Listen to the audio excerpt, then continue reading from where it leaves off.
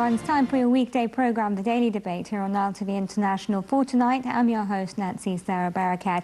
Today, we'll be taking a closer look at the latest European Union summit, which was held in Brussels on Friday, to discuss the future of the bloc, which is scheduled to celebrate its 60th anniversary in 2 weeks' time in the Italian capital, Rome. Friday's summit was overshadowed, though, by a furious row with Poland that has disrupted proceedings the previous day and handed guidelines to their staff to prepare a solemn declaration of unity, which they will sign all in Rome.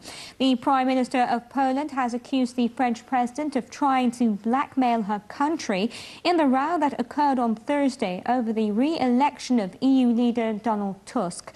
At the end of an EU summit, she said it was unacceptable for the French President François Hollande to threaten to stop funds because Poland was not behaving properly. On another front, British Prime Minister Theresa May's self-imposed deadline of the end of March to trigger Article 50 of the Lisbon Treaty also coincides more or less with the timetable of the anniversary celebrations, which reach a climax on March the 25th. Now, Brexit now casts a long, dark shadow over the celebrations as the organisation that has known nothing but steady expansion is about to lose a member state for the first time. How do my guests evaluate Friday's summit? How do they see the future of the European Union? What will the row with Poland lead to? And will Britain's May be able to meet her self-imposed deadline to activate Article 50 of the Lisbon Treaty? That and much more will be discussed in detail later on in the programme. But as always, there are other top stories making headlines here in Egypt, and we start off with the armed forces, which announced that Egypt will take part in two separate military drills with Bahrain and the United Arab Emirates. The Egyptian forces have departed for the two countries to take part in ground, air and naval exercises, which will take place over several days. The drills aim to unify the concepts of combat and the sharing of expertise and training in the naval and air forces.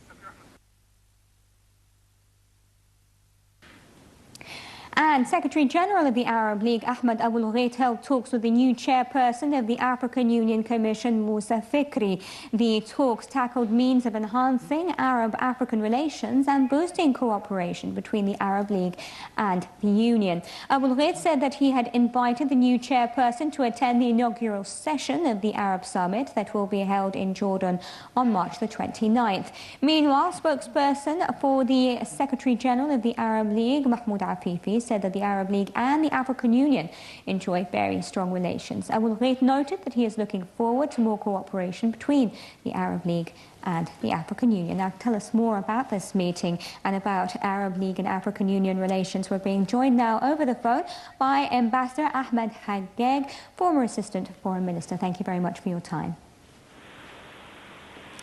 Ambassador Ahmed? Hello. I thank you very much for speaking to us tonight on the Daily Debate. I wanted to start off by asking you about the recent talks that were held between the Arab League and the African Union and what you made of them. Please, I would like to clear a point. I was not the former Assistant Minister. I was the former Assistant Secretary General of the Organization of African Unity. Please, I beg your pardon. I apologize for that mistake. Can you tell us a little bit about your insights and what you thought recent meeting between the Secretary-General of the Arab League and the African Union? The two organizations have very close and old contacts and cooperation since the establishment of the Organization of African Unity in 1963. And we should not forget that 11 countries, members of the Arab League, are also members of the African Union. So the visit of the President of the Commission of the African Union is very important since it is he is making this very soon after his re-election by the last African Summit. And both organizations have offices at the other organization, and one of the major issues I could understand is the Afro-Arab cooperation, because there is a framework for cooperation between the OU and the African Union and the League of Arab States about furthering Afro-Arab cooperation in the political and economic field. How can the two blocs unify their efforts and perhaps also improve them, especially in the face of ending crises that plague the African continent, especially when it comes to illegal migration and perhaps also the spread of terrorism? Sorry, can you repeat the question again, please? How can the two blocs unify their efforts to put an end to some of the crises facing the African continent, especially when it comes to dealing with illegal migration as well as the spread of terrorism?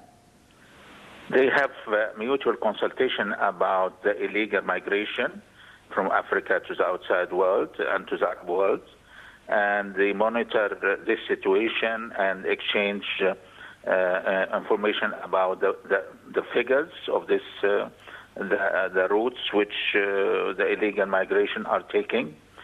So they are cooperating between themselves. And also they cooperate in international forums about what to do about this regional cooperation. And both of them have contacts with the European Union in this regard.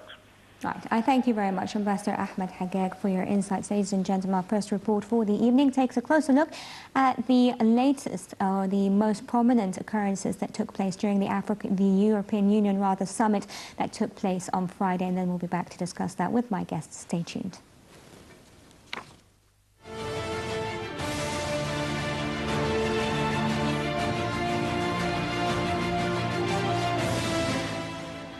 Leaders of the European Union agreed the outlines on Friday of a common accord to rally popular and political support for a bloc racked with division and self-doubt in the wake of Britain's vote to leave. At a summit in Brussels, diplomats said that the 27 leaders tried to put behind them a furious row with Poland that had disrupted proceedings the previous day and handed guidelines to their staffs to prepare a declaration of unity which they will all sign in Rome on the bloc's 60th birthday in 2 weeks' time. Poland's vain lone battle to block a second term for summit chair Donald Tusk, a former Polish premier and arch foe of the current ruling party leader, was symptomatic of growing friction between the West and poorer ex-communist East as Brexit leaves a hole in EU subsidy budgets. Chancellor Angela Merkel, who dismissed accusations from a Polish minister that the EU was run by German diktat, was more measures, but concluded that the bloc is united in diversity. Merkel faces a Eurosceptic challenge at a September election, and Hollande will step down after an election next month where far-right leader Marine Le Pen is set to make a strong showing. Spooked by Brexit, a process the absent British Prime Minister Theresa May will trigger this month, Paris and Berlin see faster EU integration as the way to security and prosperity, thereby counteracting the rise of anti-EU nationalists.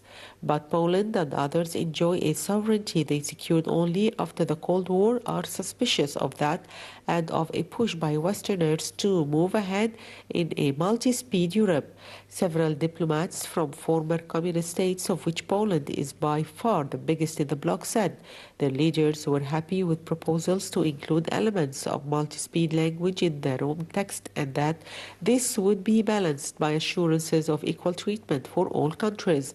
Among priorities for closer cooperation for Germany, France and others in defense, prompted in part by concerns that U.S. President Donald Trump may scale back Washington's support for Europeans in the face of Russian ambitions. Differences between Paris and Berlin have held back closer integration on the euro. Italian Prime Minister Paolo Gentiloni, who will host the summit marking 60 years of the Treaty of Rome, said officials would now work on a short draft text reflecting 4 priorities for the Union to serve its members better for the next decade: security, economy, social welfare and defense.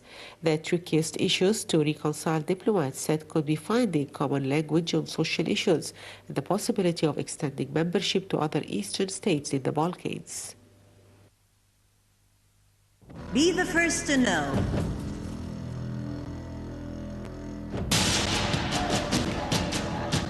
The news live at the site of the event. Information on events as they are happening. If it's breaking news, it's Nile TV.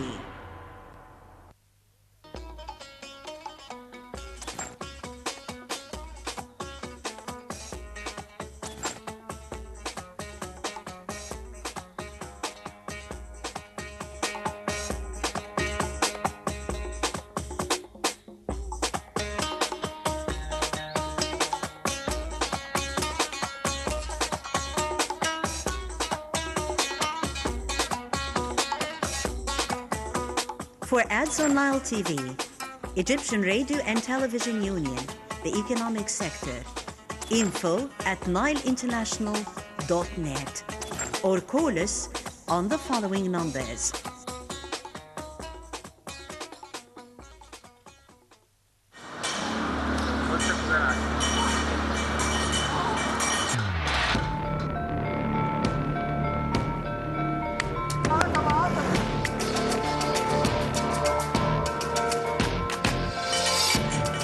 عايز في البلد دي كل واحد يشتغل بضمير. كلنا نشتغل، احنا نغير نفسنا بس. الناس تعامل ضميرها وتعامل مرضي الله. الناس تبقى كويسه مع بعضيها، هيبقوا كويسين الناس.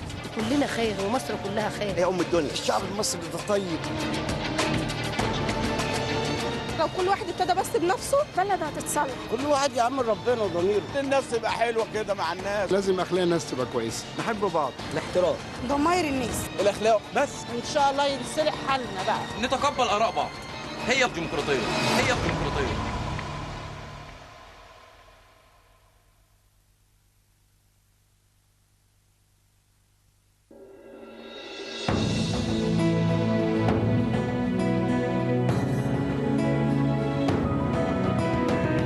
Egypt's culture has thousands of years of recorded history. In every major city, you'll find traditions that remain from the time of the pharaohs. Cruising on the Nile, Ramadan in Egypt, Eid, and also shopping. All have a different flavor. Explore Egypt on Nile TV International.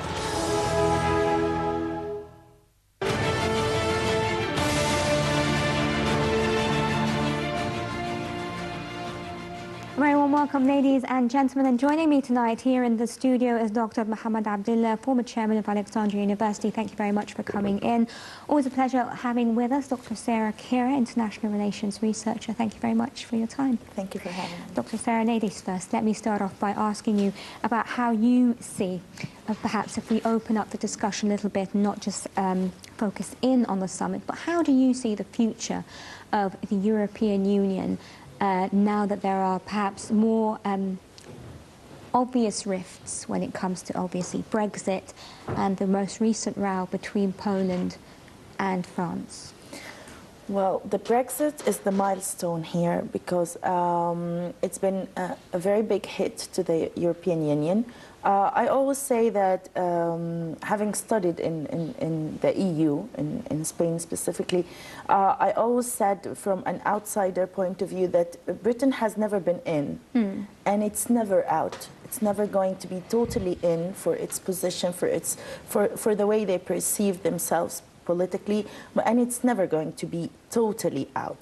The thing is now, according to the Lisbon Treaty Charter, they have to discuss how relations will be afterwards between Britain and the EU. So I think that the summit comes in completion to this, that we have to now, like from a European point of view, to set how would be the relations with Britain.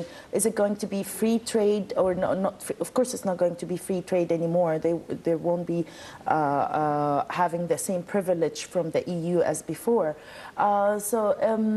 It's just to set everything clear how relations will be between the EU and the Brexit and Britain after the Brexit. Right. But do you think there are other issues that also plague the European Union and the bloc in and of itself? Well, a few days earlier, Juncker, the president of the EU Commission, has published what's known in the media by the White Book, drawing 5 scenarios for the EU. 4 of them says that the EU bloc won't be there anymore. Right. And they are very easy and very realistic, up-to-date scenarios.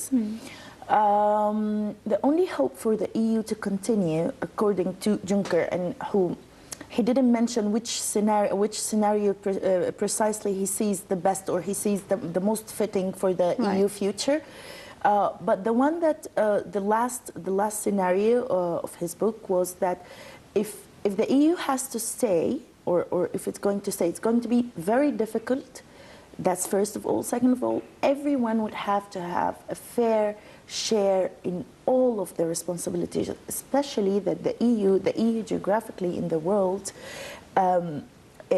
it's in the middle of everything. It's up north to the Middle East, which is facing the worst crisis ever, and next to Russia, who's seeking expansion according to their own terminologies used referring to Russia.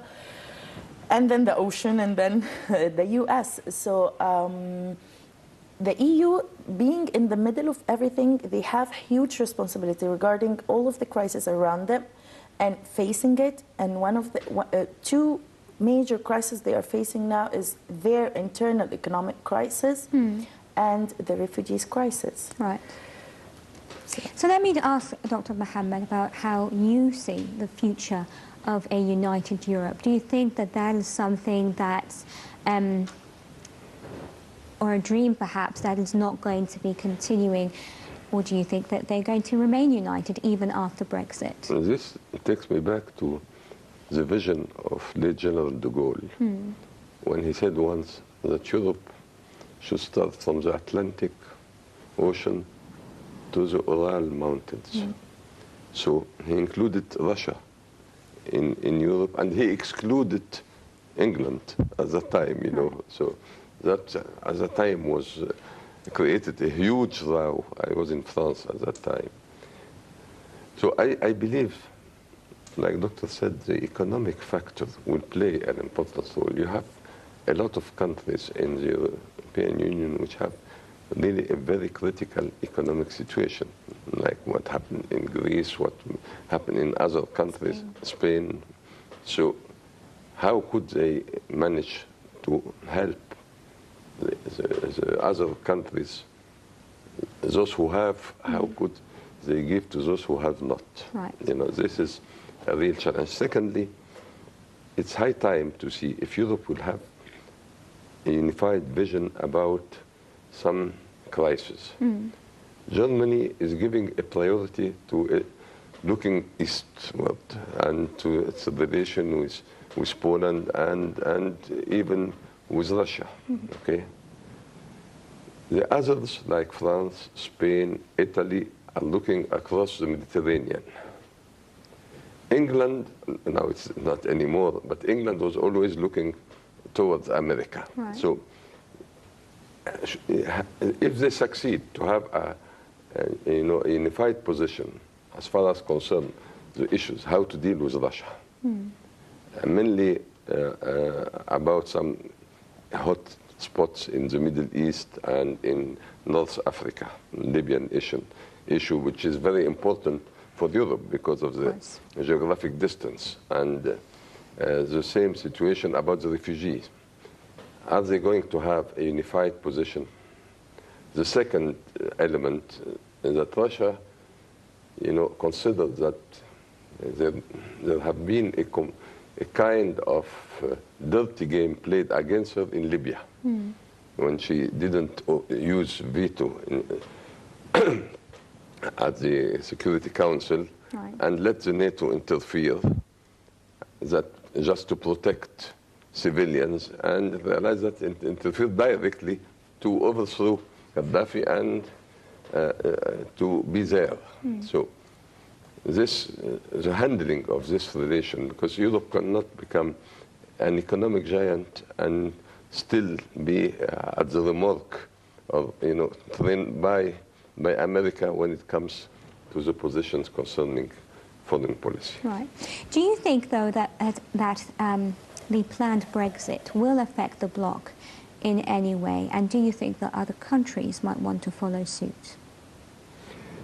I don't think that, it depends, I think definitely it affected the European Union and the dream of Europe. Despite that, I fully agree that England was never 100% in. Right. It had one feet in and the other foot out, you know. But at the same time, we cannot ignore that the weight of England and the withdrawal of England backfired on the idea of the European Union itself. Now, 2 or 3 countries will have to bear the burden of re-establishing or supporting the economic failures of other countries. Right. Are they ready to pay the price or not? This is a very important question. Let me ask Dr. Sarah the same thing. Will a Brexit affect the bloc as a whole? And do you think the bloc as well will try to make a Brexit a painful one so that other countries aren't encouraged to follow in Britain's footsteps?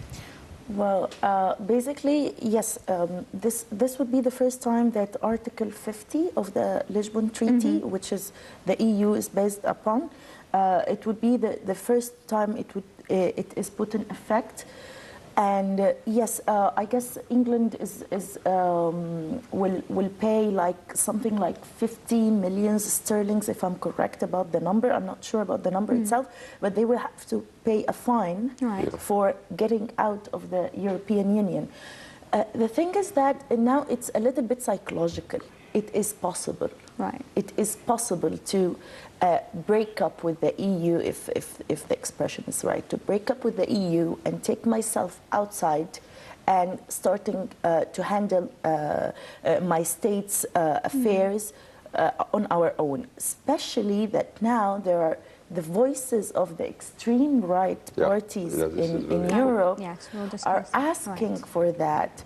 Especially that the NATO meeting a month ago asked for the same thing and asked countries to pay 2% of their GDPs for defense. So we are leaning towards realistic states. Realism is taking, we are not liberal and open and sharing the dream of free movement and free capital movement as before. That's because of the geopolitical changes the world is facing. Right. So from which point of view are you opening up or are you closing up to yourselves? Or one of the scenarios Juncker mentioned is that they will go back, few steps back, to only being an economic union. Yeah. Right. And I see, I don't even see them as staying as economic union anymore. Why not?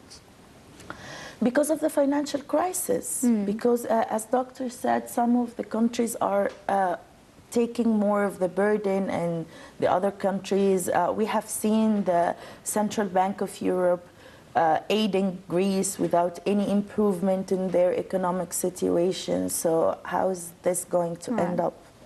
Well, let me ask Dr. Mohamed about something that you mentioned, which I think is very interesting. Do you think that the Brexit has actually encouraged the rise of far-right parties in other European countries? Yeah, sure. Right. Yeah, sure, definitely. Right. Definitely, sure. And also, you know, this is a new trend because we are going back 50 years ago with the idea that, you know, before 58, when we were, every country now says, the priority is my population, the priority is my own interest. If my own interest goes along with the interest of the European Union or the community, it's okay. If not, my. And the problem is that this trend of extreme is gaining ground every day. The last polls in France give the two first, you know, is the center and the extreme right. Okay, in the second round, everybody will make a coalition against the extreme right, but the fact is that it will reach to be maybe the first, ranked as the first in the first row of the election. Right. Do you think that Britain can become stronger outside of the bloc? You know, I believe, I don't think that we are becoming stronger, but it is more that since the beginning, even take a very simple example. There was no Schengen visa valid for England. you know. And even the rules of giving a visa is totally different from the rules applied within the Schengen group, you see. Right. So this is the message that but we are... Britons could freely travel to the European Union Yes, no, but countries, the idea is that there are some feelings that we don't want, they didn't change to the euro. Right. They didn't shift to the euro. They maintain their money, okay? So this means that from the beginning, they wanted to take advantage of the economic, you know, cooperation and free trade and so and so and so, without being committed really to be a part of this new group. Right, which is something I also ask Dr. Sarah, which is, do you think, though, that the European Union will make a Brexit painful for England so it doesn't follow suit, and especially in terms of economic cooperation? There is a lot of, maybe of interest, you know. Now, the principles are put aside. Let us look to it. Everyone will look to it from the cost-benefit analysis. Is it in my interest to continue cooperation and to make use of it, or it is not in my interest? Right. So it's only England which will decide this, you know, and it depends also of the polls within the country. Was it a good decision? Was it a bad decision? How could we, you know, manage if we are convinced that the decision was not the right one or like they thought? So how could we manage to keep it or to maintain it? You know, we are out, but also we don't break totally with the European Union. Right. I think I would like to add something here. I think that's the dilemma the EU countries are facing now. They don't know how to make it painful enough. Well, according to the Charter, it will be a little bit painful, but they still need each other's. Right. Yeah. But Britain will be surely economically stronger when they break up with Yes, the EU. do you think that's the main reason why they are breaking up? Well, one of the main reasons, it was economic, but a lot of other people analysed the situation as a lot of people who voted for Brexit were against migration and obviously the open door policies to some extent, and all the foreign or the European workers who had gone into Britain, and obviously in a lot of... Mainly from Eastern Europe. Yes, and there was a lot of sentiment in England that they had taken up jobs and sort of were robbing them of their own rights. Do you think that that particular problem will now not be will be curbed to some extent? Will the European Union say, well, you know, will there be any sort of bargaining, if you will, about this particular topic, about leaving migration or entry into Britain a little bit more flexible? That would be one of the first and on the priorities of topics to be discussed. But this feeling is raising all over Europe, not only in Britain. Everyone in Europe, ever since the crisis that started in 2008 in America and we say 2009 in Europe, everyone is complaining about foreigners stealing our jobs or being here with taking our rights and all of that. So that's why the extreme right movements are gaining votes. That's merely why.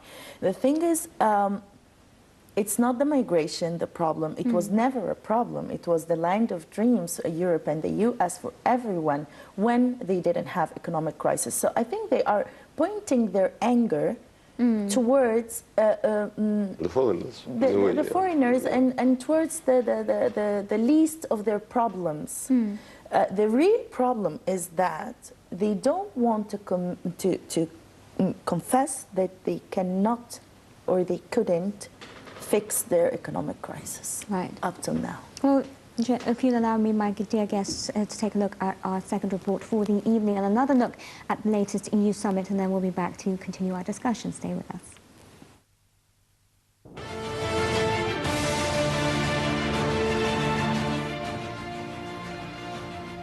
The European Union is responding to the deepest crisis since its founding by further militarizing the continent and preparing for an economic showdown with the United States. In a statement issued Friday at the end of the two-day EU summit in Brussels, the 27 remaining member states declared their intention to press ahead with greater determination and speed with the common security and defense policy. The European Council welcomed the holding of a high-level conference on security and defense in Prague on the 9th of June. Just days prior to the conference, the EU foreign and defense ministers agreed on Monday to the creation of a joint headquarters for military interventions. The EU referred to the need to implement a common set of proposals for enhanced cooperation with NATO. Brussels and above all Berlin are using the threats of the new US president to position the EU economy in opposition to that of the United States. According to the statement, the EU will continue to engage actively with international trading partners. This will include advancing on all ongoing negotiations for ambitious and balanced free trade agreements, including with Mercosur and Mexico. Negotiations with Japan are closest to an early conclusion, and relations with China should be strengthened on the basis of a shared understanding of reciprocal and mutual benefits. The EU is thereby seeking an expansion of its economic relations with countries that are in the crosshairs of American imperialism. Berlin is striving for a core Europe under German leadership to enforce its geostrategic and economic interests by military means in opposition to the United States if necessary, and maintain control over the growing conflicts within the EU.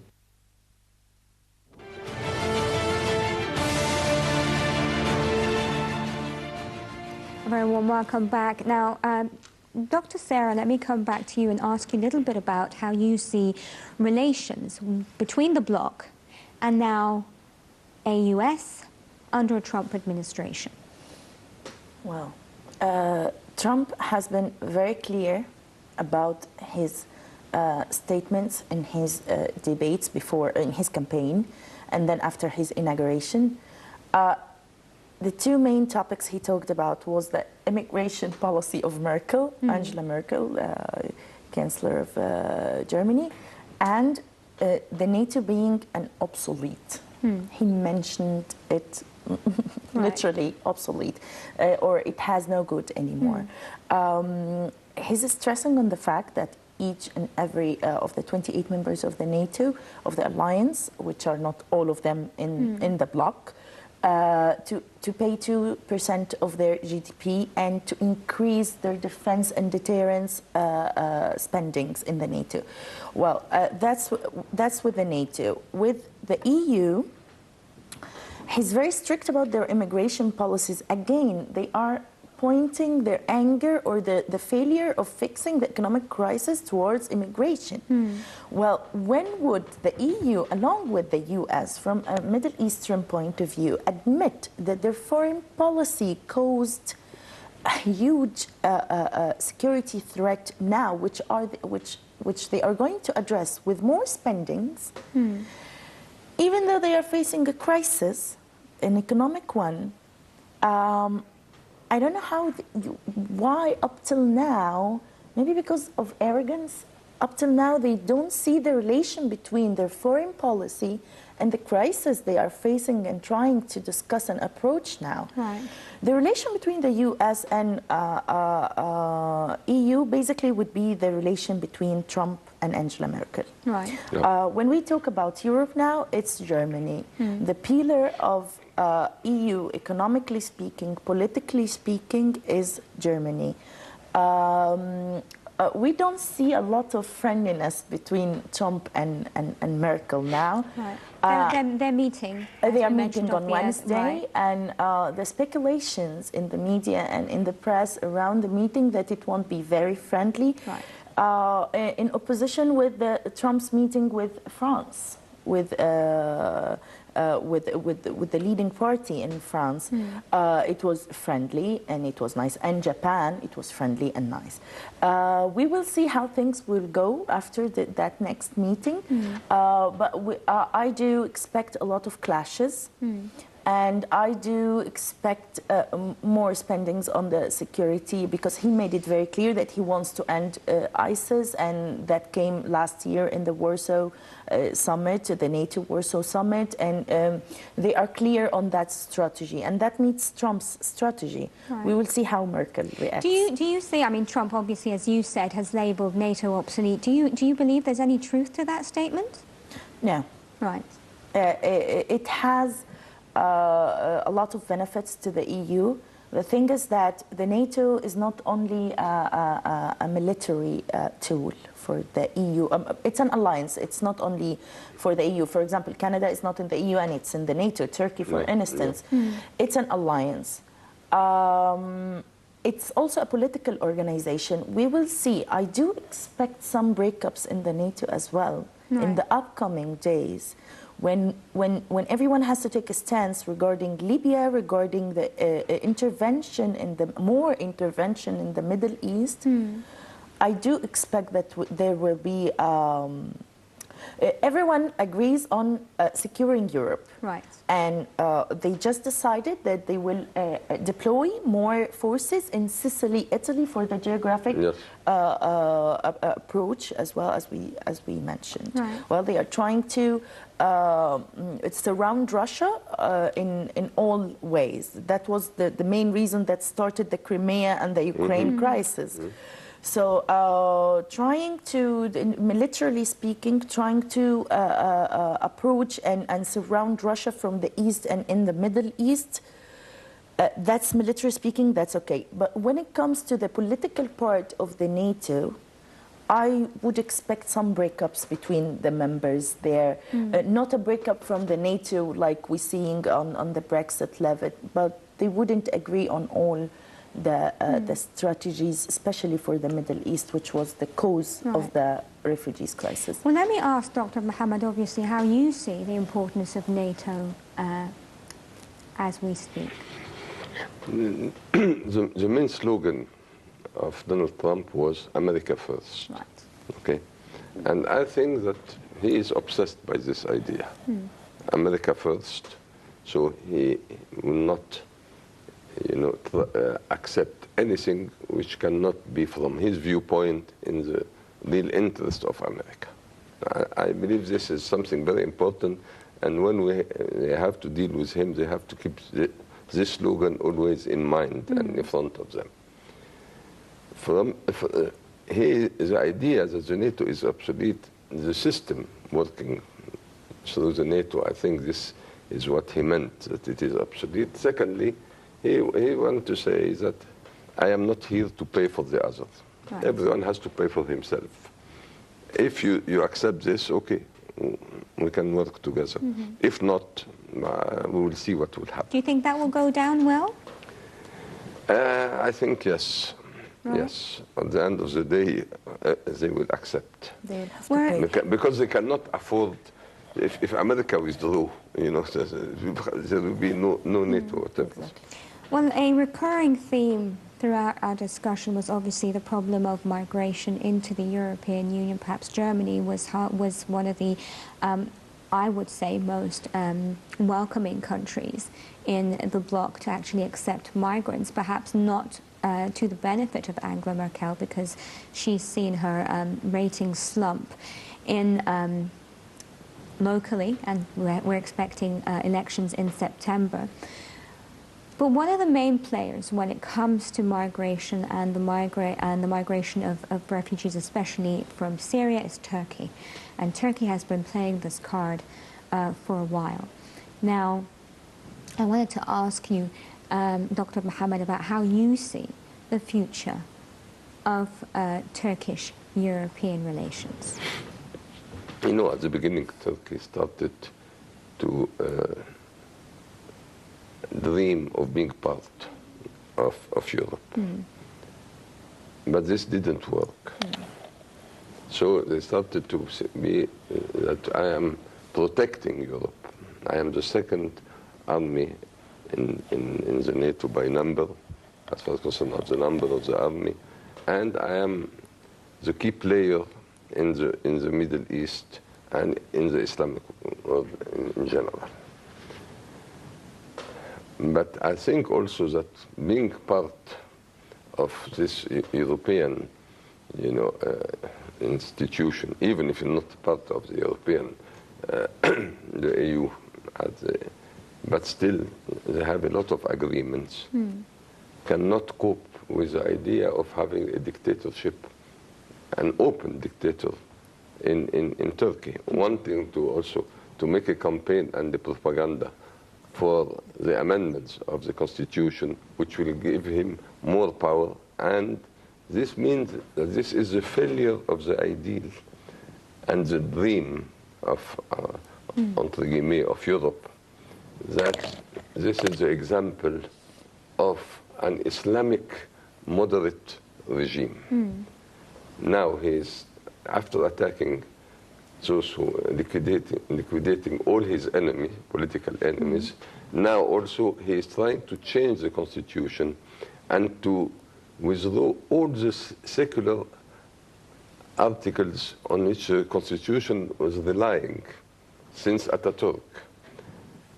And the fact that this man started to attack even his allies just because they said that, come on, you have to stop this. He accused them of being Nazi and so on. So this is what happened with Germany and what happened with Netherlands, It's very interesting. I mean, it seems like in his mind as a president, it seems a bit confused. I mean, does he want friendly relations? Does he still want entry into the European Union? Or is it more about now, for him, is it more about his getting the constitution rectified to allow him to have more powers as president? Where do you think he stands, or do you think it's a... Definitely the second option. Right. Now the priority for him is to say, I am there and I want to have all the power in my hand. And do you think that he will be playing with a migration card? Definitely, right. Definitely. This is a very important card he has. He's not only playing with the migration card, he's also playing with the Russia card. Right. Yeah. If you don't let me approach you, I will approach Russia. If you're not going to bury me in, I will be buried in with by Russia. And the Kurdish problem, it's a very important problem. Europe has always sympathized with the Kurdish. And now the Kurds are, advancing in Syria against Daesh. And they are supported by the United States forces. And Turkey is threatening to attack them militarily. So how can you attack those who are supported by America, and America is the main player in the NATO, the key player in the NATO. So this is something very strange. Right. Is it just blah, blah, blah, like they said in French, just to say I am here and, so you have to bear in mind that I am somebody who decides about the future of this area, or he is so mad that he can go into a direct conflict. Right. And he started deploying forces called the Blue Hats forces in Syria. And a video the other day, the Turkish people of the opposition, Syrian people of the opposition bloc in Syria, chanting up for Turkey and for Erdogan. And that was publicly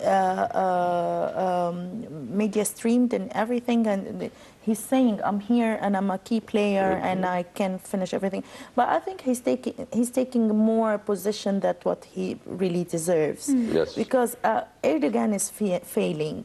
And Europe, as Dr. said, would never accept the constitution amendments. I think they are not free enough. They are so busy. They are so busy now with the other crisis. But they will look for a reason for him to... He's never entering the EU. Turkey is never entering the EU. Right. And we know the reasons. But the thing is that he's playing on failing cards. The other day he threatened Greece and he started literally throwing the refugees into the seas in small boats to the Greek shores.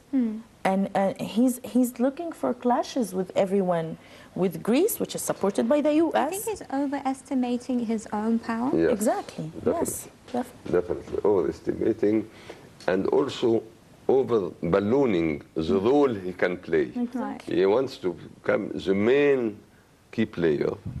And this is also explained that he is trying, to approach Russia, despite that there is a lot of point of disagreement in between the two countries. But now I am there, and we can cooperate also with Iran.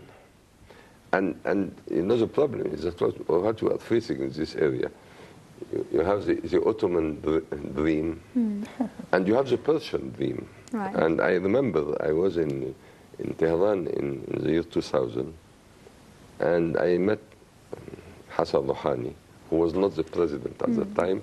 He was the council for security and National Security Council, or advisor of Khamenei. And he told me something very, very strange. He told me, your country runs the pharaonic culture, and we are the Persian civilization. So we are two civilizations, and all what are between us are some tribes. Right. So we have to decide. So now you have this dream of having the Persian Gulf under its control, the Turkish, dream of becoming the new caliph of the Islamic world. So this is a real problem created, I fully agree with Dr. Sarah, created by the West. Yes. Right. The new Sykes-Picot that they tried to implement was a total failure, and this is the result. So they have now to acknowledge that it backfired on them. Right. When we look at Turkey, and when we look at perhaps also this whole issue of how because you mentioned earlier obviously the crackdown, and I thought that was always very interesting how Europe never really outrageously condemned what was happening. What was happening in Turkey was really outstanding. Yeah. To have so many people jailed and to have so many people let go of the government institutions. He fired and to have so many people 500,000 fired. persons And from yet- their jobs. and 500,000. And 2,000 academics. Yeah. And yet you never saw really from the European Union the kind of condemnation. They need him now. Right. He's acting as a block between the Middle East and Europe.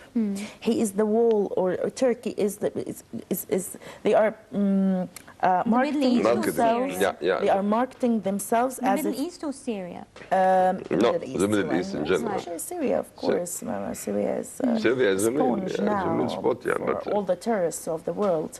So they are like, if I'm not here, I will leave all this to enter your borders. Right. That's what he's playing in Europe. And do you think he really is in control of what's happening? No. Right. And do you think the Europeans or the European Union is catching up to the fact that he's I think they thought that he was, that was a fact at the beginning, but I think now they are, they are facing the facts of life Europe on the ground. is late in understanding foreign policy. Right. I've said it once in the university campus in Spain, and I said, you're failing, and you are late on understanding. We were discussing Arab Spring. Yeah. Do you think it was bad for the NATO to intervene? How, as an Arab, do you perceive that? And I told them, frankly speaking, you are failing. You are late on understanding the world. The EU has been open to themselves only and closed from the other and isolated from the other world long enough since the 50s.